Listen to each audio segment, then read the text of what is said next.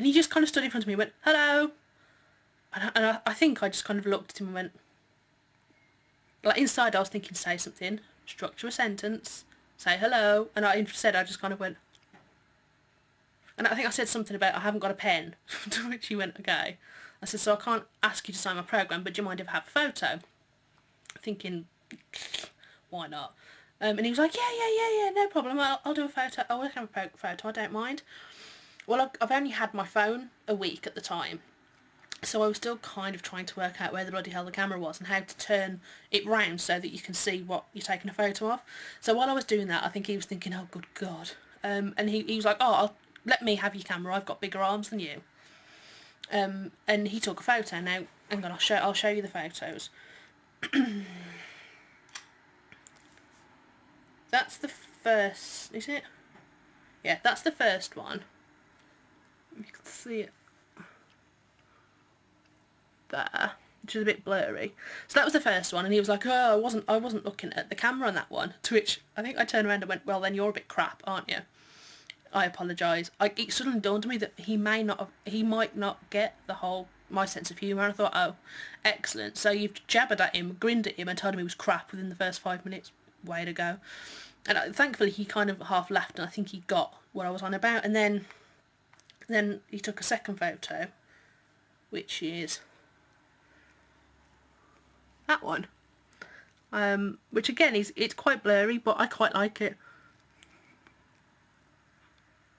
Because I think it quite well signifies my presence of mind at the time. So he took the second photo, and then he said something, and he went, oh, something M. And it kind of never occurred to me because I thought he was talking to somebody else. And then he said something else, something M again. Now, my name's Emily, but nobody calls it me unless it's like my parents, and even then it's not that often. And obviously, like, all of my internet signing names have got M in it somewhere. So like my YouTube one is Miss Emmy84. So when he said M, I kind of, and then he was looking at me and saying M, and I just went, sorry, what? And he went something Emma.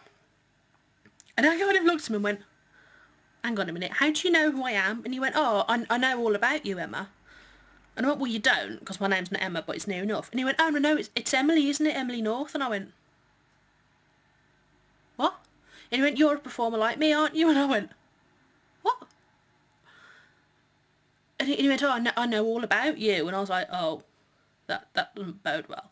And for the next couple of minutes, all I was thinking was, how the bloody hell does he know who I am? I mean, he could have got my full name off Twitter, I suppose. Which, if you want to follow me at Twitter, it's at Emmy84. And I think somewhere on there it might mention that I've got like an MA and a BA in drama, but it doesn't actually say that I'm a performer. So I'm guessing he got it off there, but I didn't even know that because obviously, like, I tweeted him a couple of times saying like good luck for Lamies and stuff, but I don't know whether he's actually been onto my profile. So when he's suddenly in front of me, like the man that I'm a massive fan of, he's in front of me going, oh, you're Emily and you're a performer. I think I said something about what does it shine out of me, because it completely threw me. And I say for the next couple of minutes I was just going, and I wish, in hindsight, I wish I'd have actually got a structured sentence out. I think I gabbled something about him being amazing in Les Mis in the anniversary concert, because I went to see it at the View Cinema at Star City near Birmingham. And I think, so I said something about him being amazing in Les Mis, and he was like, oh, thank you.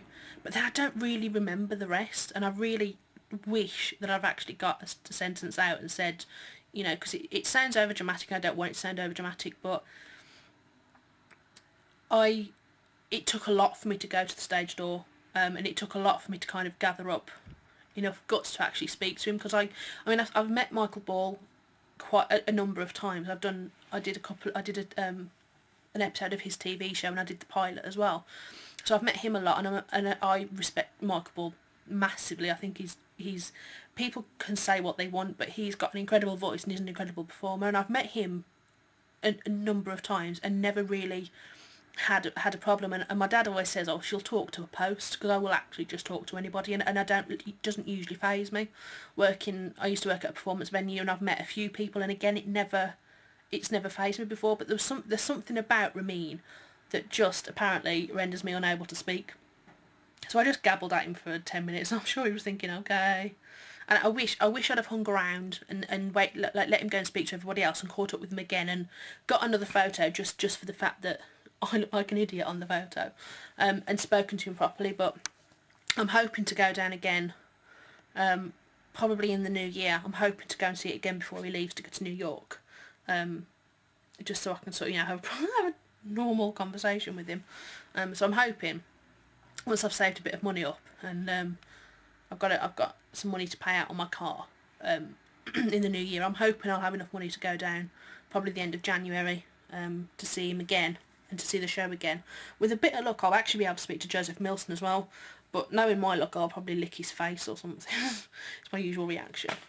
But he was anybody who is a fan of somebody and who is a bit wary of actually meeting them. I would say do it, absolutely do it, because I might have talked crap at him and gone what and made a complete knob of myself. But he was a really nice, genuine guy. He seemed, he didn't run for the hills. And despite me actually wanting to just grab him and squeeze him and tell him how amazing I think he was, I was actually quite cool-ish.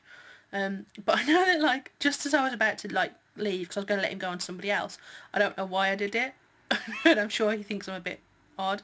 I just got my hand and I just put it right on his chest, not even there, proper on his pecs, and I just went like that, and I don't actually know. I just stood there with my hand on his chest, and I think I said something about you were amazing tonight, and he just kind of looked at me and went, okay, thanks. And I think he was thinking, she's touching me. I of course enjoyed it immensely. Who wouldn't? But he, yeah. So I turned and walked back towards my hotel and found my mum and dad, and I was like, Mum, I'm freaking out. He knew my name. He knows what I do. And then I stroked his chest and left. And I don't know if Ramin is going to watch this, but if he does, thank you so much for not, putting a restraining order out, or just, I apologise for being a complete and utter toolhead. I will one day make it to a stage door and actually string a sentence together, a proper, coherent, grammatically correct sentence, instead of just kind of talking rubbish.